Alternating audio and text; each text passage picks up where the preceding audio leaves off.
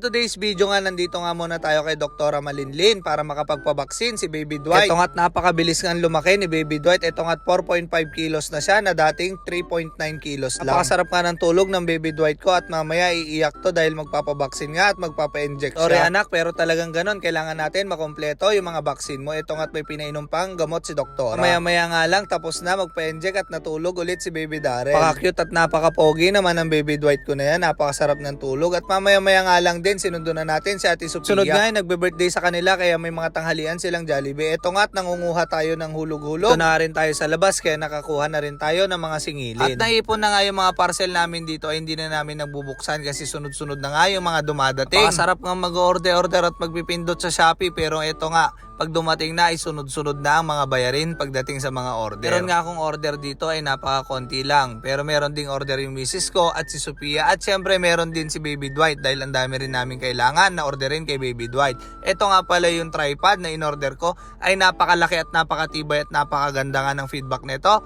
Kaya in-orderan din ako ni misis ko ng ganito dahil kailangan nga rin natin ito pag mag-isa tayo lagi na nagbablog. At nabuksan ko na nga at napakaganda naman talaga at napakatangkad nga rin. At talagang stable siya kasi apat yung paa niya. Pag natiklop nga rin, napakadaling gamitin at napakaliit nga lang din at kahit saan nyo dalhin ay pwede. Alam pala nga ng tripod ko ay S30 selfie stick. Ito nga rin pala yung Y-lamp. Meron din siyang white, soap at warm na kulay. Kahit gabi at madilim ay malakas naman yung ilaw natin dito sa tripod. Napakaganda nga at napakalitinong na order natin. Kami nakapagluto dahil may check up si Baby Dwight kay Doktora. Kaya ito na nga at pinadalang kami ni Mama ng adobo at gulay. Ito kain muna nga po muna tayo bago ko bumiyahe ng Luna. At mamaya nga lang nung natapos akong kumain, andito na nga tayo sa Luna at may meet up tayong tropa dito at may kukunin tayong tow hitch para sa sasakyan natin na si Choco. Message nga sa akin si Idol Prince na may binebenta nga daw yung kamag-anak niya na tow hitch receiver kaya kinuha natin. Bagong-bago nga lang daw at nakakabit nga daw sa Gen 3.5 na Montero. Dito na nga tayo sa Luna at mukhang piyesta pa nga rin nila dito. Dalawang beses ko nga nasundan at nakita dito si Pare John Lloyd at nagbusina pa nga kami sa isa't isa. Ito na nga si Pare John Lloyd, dala niya yung Montero niyang puti na napaka-idol ko rin. Mamaya-maya nga lang dumating na yung sundo ko na si Idol Prince. Ito na nga si Boss Prince ay nag-message sa akin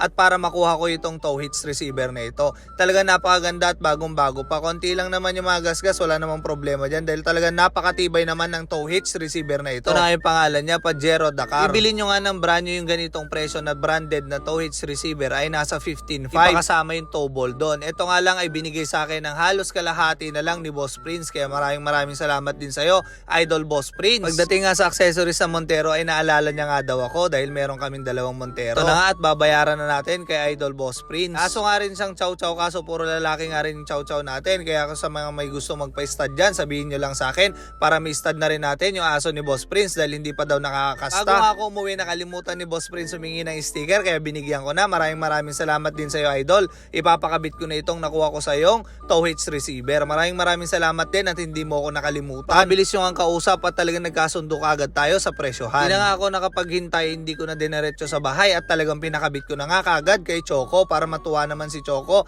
at lagi na lang siya nagagamit. Di na nga natin siya ganong nabibila na accessories niya. Gen 3.5 at saka Gen 3 nga na Montero ay iisa lang ang chassis niyan pati makina. Kaya ito nga ay lapat na lapat at wala nang convert. Pag nakabili nga kayo ng tow hitch receiver na pang ibang brand na sasakyan, ikakabit nyo naman kaso ipapabricate na yon para maipasok sa sasakyan nyo. Ito nga ay walang conversion na nangyari dahil talagang pang Montero. Nakuha nating tow hitch receiver at napakatibay.